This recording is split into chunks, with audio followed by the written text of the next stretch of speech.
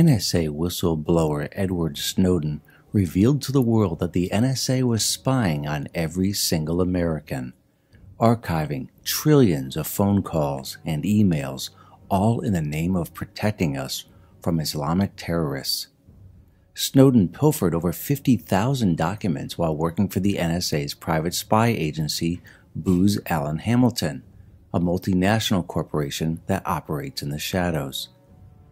But the wizard behind the curtain that owns Booz Allen Hamilton is an equally shadowy corporation, the Carlyle Group, who purchased Booz Allen Hamilton the year Obama was first elected for a staggering $2.5 billion. The Carlyle Group has been steeped in controversy since 2001, when it was revealed that the bin Laden family had poured millions into the Carlyle Group investments. In fact, while Osama bin Laden's henchmen were flying airplanes into the World Trade Center towers on 9/11, George H.W. Bush was meeting with members of the bin Laden family at the Ritz-Carlton Hotel in Washington to discuss investing more extensively in the shadowy multinational corporation, the Carlyle Group. Bush had just been named senior advisor and had been trying to convince the bin Laden family, owners of the multi-billion-dollar Saudi company, the Bin Laden Group, to increase their investment, predicting that the defense investment company's profits would soon be booming, which they in fact did after 9/11.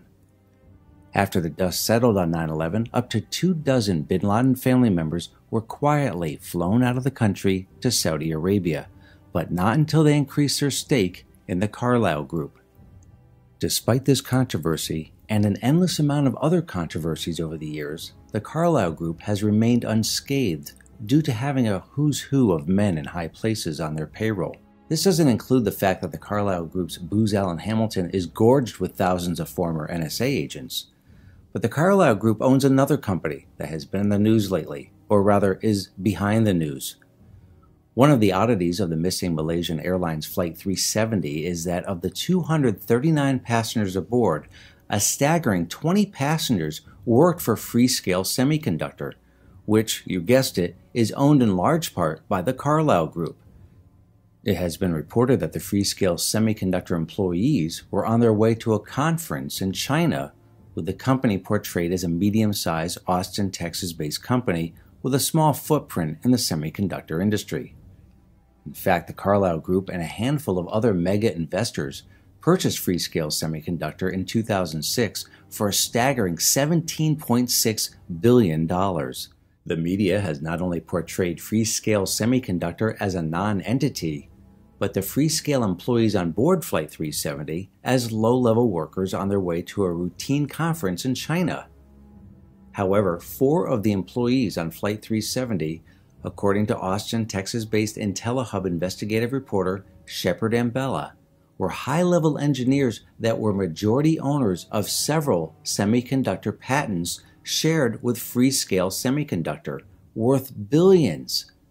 As this patent document shows, obtained by IntelliHub, the 4 engineers each had a 20% ownership of the patents, a total of 80% to Freescale Semiconductor's 20%.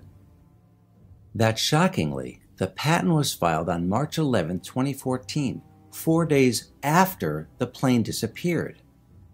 And now that the patent owners are dead, full ownership of the patents will revert to Freescale Semiconductor into the pockets of the Carlyle Group.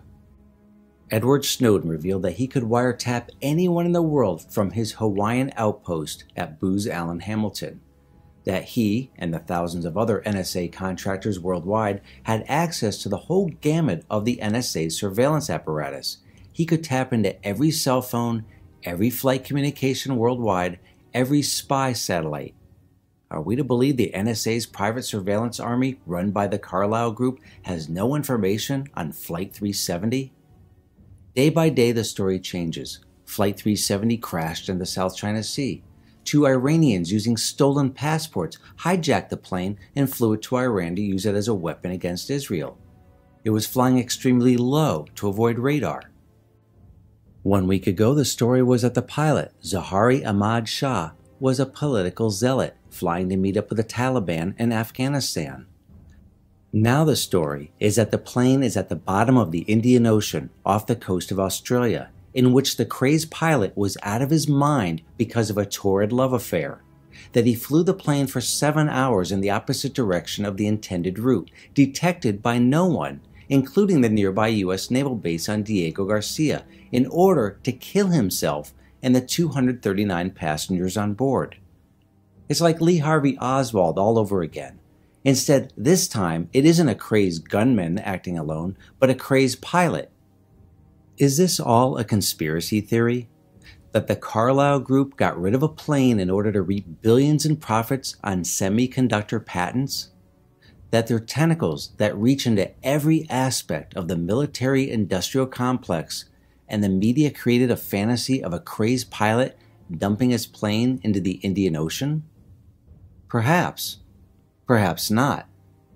But we must remember, a few years ago, conspiracy theorist extraordinaire Alex Jones made the wild claim, citing an AT&T engineer and top-secret AT&T documents, that the NSA was archiving every single phone call of every single American.